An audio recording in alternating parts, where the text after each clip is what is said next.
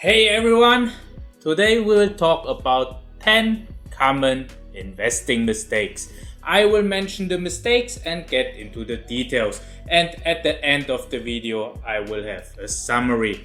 This series will be a two-part video because I want to explain to you why those mistakes cost you a lot of money. But first of all, welcome to High School Dropouts Advice. If you need subtitles, click on the subtitle button right here. Through Patreon, you can get into our Discord community where you can get directly in touch with me and other subscribers. The first common mistake I see many investors make is that they only look at the share price. Such a company like Amazon, where a share costs $3,510, seems very expensive. A company like Apple in comparison looks cheap because it's only $440 per stock.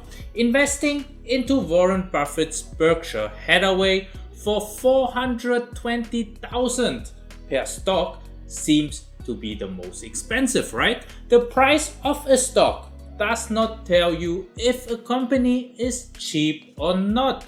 It's only telling you how much it costs to own a stock of the company. You can have three lemonade companies who are the same size, produce the identical product, the identical lemonade, and got the same margin, and all are valued at $1 million. One company decides to create 1 million shares, so each share is worth $1. The second company is making 100,000 shares and each stock costs $10. And the third company creates 10,000 shares and each stock is trading for $100. So from this example, you see that the stock price is not telling you if the company is cheap. Just because the stock price is cheap, it does not mean that it's a good investment. If you have to bet on a race between a donkey with 3 legs and a racing horse, would you rather bet $2 on the racing horse and win $1, or would you bet $1 to win $2 on the free bet donkey? We know that 100% or nearly 100% of the time the racing horse will win. So we need to understand those fundamentals and invest in the fundamentals and not in the stock price. Getting back to our example, Berkshire Hathaway has a stock price of $420,000 and it seems to be the most expensive company here, but the market cap is at $638.73 billion. This is the value the company is trading at the moment. Apple, on the other hand, is trading at 2.34 trillion. So it's about 3.5 times bigger than Warren Buffett's Berkshire Hathaway. The stock, however, is only trading at about $140 US.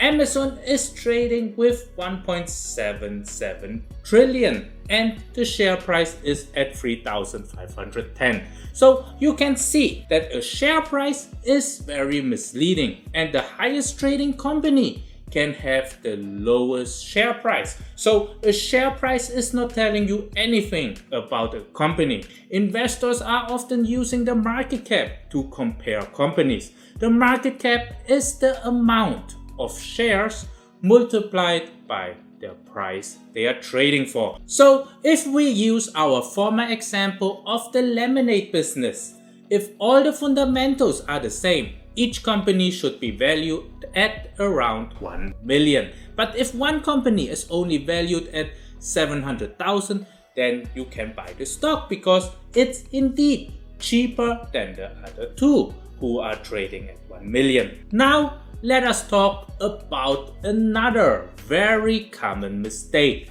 only looking at the dividend yield. The dividend yield is like interest, which the company is paying you for owning their stock. Let us take an example. Agria, a tobacco company, is giving a 7.24 dividend yield every year.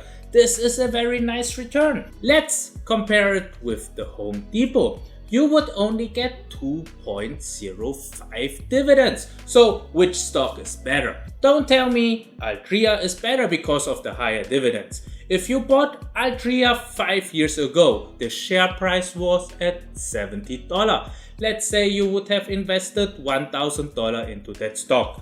The stock is worth 31.93% less, which means your stock are only worth 680.70 cents. The dividends you collected got smaller over time because the value of your holding has decreased as well. Let us assume an average of $750 holding and multiply it by the 7.24 dividend yield each year and you get $54.3. This multiplied by 5 years and you get $271.50 in dividends. So in total, your original investment of $1,000 became $952.20. Let's have a look at the Home Depot again. You would have made 140.21%. Your $1,000 would have become $2,402.10, and your dividends would have generated you about $170 in total. So your total would have been $2,572.10. So I hope I could show you with this example not to just focus on the dividends. The dividends is very misleading and high-paying dividend companies are not always good. So be aware and learn the company's fundamentals before investing in them. The next mistake, number 3, I see many investors do is buying the hype. Just because your favorite YouTuber or your best friend tells you to buy a stock, it does not mean that you should buy it just because they told you. Let us compare it with poker game. If I tell you that poker is super profitable and you should start play poker, I can tell you that you will lose a ton of money. Even if you get dealt the same hand as me, you would play them badly. The same applies to stock investing. Just buying the same stock will not make you money. Your risk tolerance, holding time, and many other factors will affect you from not generating enough profit or causing an unnecessary loss. The investment is not making money, it's the investor. By the way, if you want to watch how I made a 6-figure winning in poker and how I invested, please watch this video, which I link up here and below in the description. We have so many meme stocks and so many hype investments nowadays with social media. Most people are losing a ton of money. Retail investors try to fight Wall Street bankers. Why should you risk your money to fight them? If they screw up, they get new money from the bank to continue their gamble. Or if worse, they might get bailed out by the government. They are more or less free rolling. So why fight them with your hard-earned money? Stocks that are hyped already lost ground to their fundamentals, and sooner or later the stock has to face reality and come back to the ground. People who jump on hype stocks are the ones who are paying most of the time. If you want that thrill of fast cash, then visiting the casino is very much the same. Investing does not mean fast cash. It means taking part in realizing value over time. Now let us talk about number 4 of the common mistakes. Selling after the first drop or taking profits too early. This is a mistake I see so often. You invest a little money and the stock is not moving or moving 5 or 10% in the wrong direction, and you are selling it because you think the investment is bad, the upward trend is over, the beer is coming, or you chase another trend. If you are jumping trains in different directions, you will never get to your destination. Let us focus on selling after losses first before we talk about those investors who take out profits too early. Stocks are volatile, and it's common for a stock to go up and down even when there's no news or fundamental change in the company. The stock price reflects humans' emotions, expectation, and hope for a company's future. The company's job is to realize all those investors' share price reflects on the company, but you can imagine that it will take years. Let us use Tesla for an example. You see that it took a couple of years for the stock to take off. There are some 2x, 3x your money situation and some little drops of 50% in the last 5 years. So if you are someone who gets spooked out of 10 to 20% drops, you would never make it big in the stock market, because you can see that there are always 10 to 20% drops, which would have caused you to sell. If you are someone who always sell after the first drop, you prevent yourself from cashing big, because you see how many 10 and 20% corrections are in the graph. Now let us talk about the opposite, about cashing out too early. On the Tesla graph, you see a ton of 10 to 20% gains and 100 to 200% gains. So, are you someone who cashes out when you double up? Are you someone who cash out when you double or triple and play with the house money? On the big graph, you see that many situations during the 5 years of Tesla would have triggered a sell, and you would have missed out to make 1,465% of your money if you would have just stayed invested during the 5 years.